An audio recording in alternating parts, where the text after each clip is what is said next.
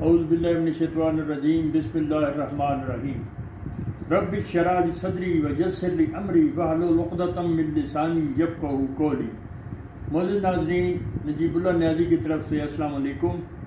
کافی دن ہو گئے ہیں، کچھ رمضان شریف، عید الفطر اور کچھ گھریلو مصروفیات کی وجہ سے میں حاضری نہیں دے سکا۔ میں آپ سب کا شکر گزار ہوں، بہت قیمتی آراء سے آپ نے نوازا، آپ نے میری ولاگ کو پسند کیا۔ تو چلتے ہیں ولاگ کی طرف۔ تیرے آزاد بندوں کی نہ یہ دنیا نہ وہ دنیا، یہاں مرنے کی پابندی وہاں جینے کی پابندی، یہ فیضان نظر تھا یا کہ مکتب کی کرامت تھی، سکھائے کس نے اسماعیل کو عذاب فرزندی۔ تو ناظرین، مسلمان کی زندگی شاہین بھی ہے، اس کے بعد آزاد بھی ہے اور پابند بھی ہے، اور ایک بیٹا بھی ہے اور باپ بھی ہے۔ یہی کچھ آج یہ ولاگ کا لب لباب ہے۔ تو حضرت ادریس علیہ السلام کی جو پرہیزگار لائن تھی، اس میں سے ان کا بیٹا تھا متوشلے سے ان کا آگے ایک نیک اور صالح بیٹا تھا لامک۔ پھر لامک کے یہاں جو بیٹا پیدا ہوا ان کا نام رکھا گیا عبدالغفار۔ عبدالغفار جب 50 سال کی عمر میں پہنچا، بہت سے مورخین کے مطابق اختلافات کے بعد، کافی ساری برگریزی کرنے کے بعد پتہ چلا کہ 50 سال کی عمر میں ان کو نبوت کے مسند پہ فائز کیا گیا، اور وہ انتہائی پرہیزگار اور صابر و شاکر قسم کے انسان تھے۔ تو اللہ تعالیٰ نے ان کا نام قرآن پاک میں نوح بتایا ہے، حضرت نوح علیہ السلام، یعنی عبدالغفار کا اصل نام حضرت نوح علیہ السلام تھا۔ یہ ان کو اللہ تعالیٰ کے وہ نوح کو نام بہت زیادہ رونے والے تھے، اس لیے ان کو نوح کہا گیا ہے۔ اور پھر چھوٹی چھوٹی نعمتوں پر اللہ کا شکر ادا کرنے والے تھے، تو ان کا ذکر ایک اور نام سے بھی آیا ہے، عبدن شکورا، یعنی کہ وہ اللہ تعالیٰ کے شکر گزار بندے تھے۔ تو آپ کو حکم ہوا اللہ تعالیٰ کی وحدانیت کے بیان کرنے کا، اپنی قوم کو تبلیغ کرنے کا۔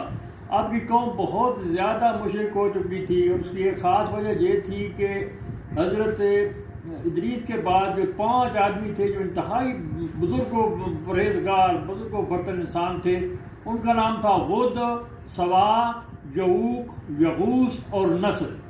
یہ انتہائی اللہ تعالیٰ کے برگزیدہ بندے تھے، ان کو لوگ بہت پسند کرتا تھا۔ تو ایک وقت آیا کہ جب ان کی وفات ہو گئی تو ان کے پیچھے شیطان نے انسان بن کے لوگوں کو جو وسوسہ ڈالا کہ ان کے بت بنا لو تاکہ تم لوگ ان کو دیکھ کر اللہ تعالیٰ کی وحدانیت کا اقرار کرو۔ خیر، انہوں نے ان کے مجسمے بنا کے رکھ لیے 5 کے۔ اس کے بعد وقت گزرتا گیا، پھر اس طرح ہوا کہ شیطان کے وسوسے آ کے لوگوں نے ان کی پوجا کرنی شروع کر دی، اور یوں بت پرستی کا آغاز ہوا۔ تو اسی بت پرستی کو روکنے کے لیے حضرت نوح علیہ السلام آئے، اور انہوں نے آ کے بہت زیادہ اللہ کی توعظ و نصیحت و تبلیغ کی، لیکن چند مسلمان صرف جو ہے دار اسلام میں داخل ہوئے۔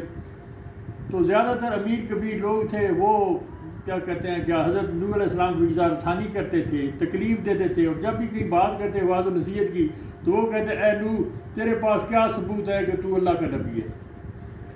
تو ہمارے جیسا انسان ہے، اور تیرے ماننے والے چند غریب لوگ ہیں، تو اس طرح کر ہمیں اگر تو کوئی بات کہتا ہے تو پہلے ان غریبوں کو اپنے پاس سے نکال دے، دھتکار دے۔ لیکن حضرت نوح علیہ السلام نے صاف انکار کر دیا گیا کہ اللہ کے نزدیک سب سے زیادہ پیارا وہ ہے جو پرہیزگار ہے، نہ کہ تمہاری مالی حیثیت ہے۔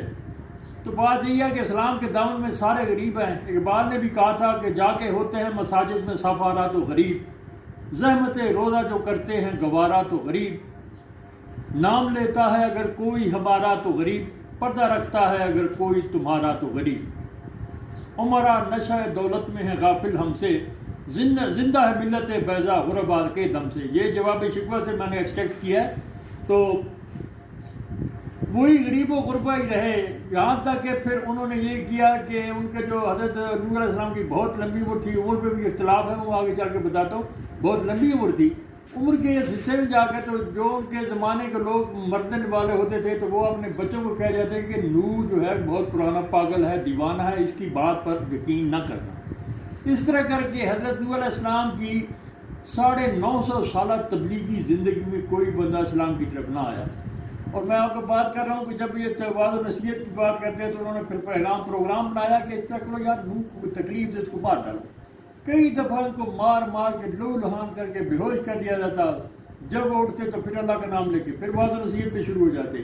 کئی دفعہ ان کا گلا دبایا گیا, گلا دبا کے ان کو مارنے کی کوشش کی گئی. اور اس طرح اللہ تعالیٰ نے ان کو بچانا تھا. وہ اپنی طرف سے مار کے پھینک کے اوپر کپڑا ڈال کے چلے گئے. دوسرے دن دیکھا تو حضرت نوح علیہ السلام پھر تبلیغ کر رہے ہیں. تو ایک وقت ایسا آیا کہ اس وقت اللہ تعالیٰ نے فرمایا کہ اے نوح, جتنے لوگوں نے اسلام قبول کر لیا ہے اب اس سے زیادہ اسلام قبول نہیں کریں گے, تو ان کو وعظ و نصیحت کرنا چھوڑ دو. تو حضرت نوح علیہ السلام اللہ سے دعا کی, یا اللہ اگر یہ اسلام میں دائرے میں داخل نہیں ہوتے تو پھر ان کو تباہ و برباد کر دے. تو دعا اللہ تعالیٰ نے قبول فرمائی. اللہ تعالیٰ نے نوح علیہ السلام کو حکم دیا کہ جاؤ نوح ایک کشتی تیار کرو. تو سال ایک درخت کہتے ہیں جو کم از کم 100 سال سے لگائے ہوئے درخت تھے, سال جن کو عام زبان میں صنوبر کہا جاتا ہے. اس کی حضرت نوح علیہ السلام نے فرشتوں کی نگرانی میں کشتی تیار کی.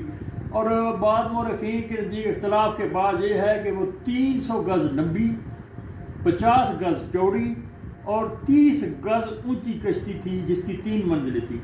جب وہ بنا رہے تھے تو وہی مشرکین آ کے مذاق اڑاتے کہ یہ کھلے میدان میں تو بنا رہا ہے, یہاں کون سا دریا سمندر ہے. آخر وہ حضرت نوح علیہ السلام نے کہا کہ یہ آ جائے گا, سمندر بھی آنے والا ہے. قصہ مختصر کہ وہ کشتی تیار ہو گئی, 3 منزلہ کشتی بنائی گئی. تو اس 3 منزلہ کشتی کے لیے پھر حضرت نوح علیہ السلام جس علاقے میں رہتے تھے, آج کل اس علاقے کو کوفہ کہا جاتا ہے. کوفہ کی جامع مسجد کے ساتھ حضرت نوح علیہ السلام کا گھر تھا. اور حضرت نوح علیہ السلام اپنے گھر کے ساتھ مسجد کے ساتھ گھر میں رہتے تھے. تو وہاں ان کے گھر میں ایک تنور لگا ہوا تھا. جب تنور سے جب طوفان نوح کا آغاز ہوا تو اس تنور سے پانی ابلا, پانی باہر آیا. پھر اللہ نے زمین کو حکم دیا کہ اپنے چشمے کھول دو اور آسمان سے بارش ہونے لگ گئی. جہاں تک اس ویڈیو کو میں اختتام کرتا ہوں تو اگلی ویڈیو میں بتاؤں گا کہ دوران طوفان حضرت نوح علیہ السلام کی کشتی میں کون کون سے واقعات پیش آئے اور کون کون سی چیز نئی دنیا میں آئی. کچھ چیزیں ہیں جو ازل سے پیدا نہیں ہوئی. حضرت نوح علیہ السلام کو اللہ نے کہا تھا کہ جانوروں, جانداروں, چرند پرند ہر چیز کے جوڑو اور اپنے مسلمان ساتھیوں کو لے کر آپ اس کشتی میں سوار ہو جائیں. تو آگے چل کے میں آپ کو بتاؤں گا, کل انشاءاللہ کل کے ویلاگ میں آپ کو بتاؤں گا کہ کشتی میں کیا ہوا. تو یہاں تک مجھے اجازت چاہیے. اللہ حافظ. السلام علیکم.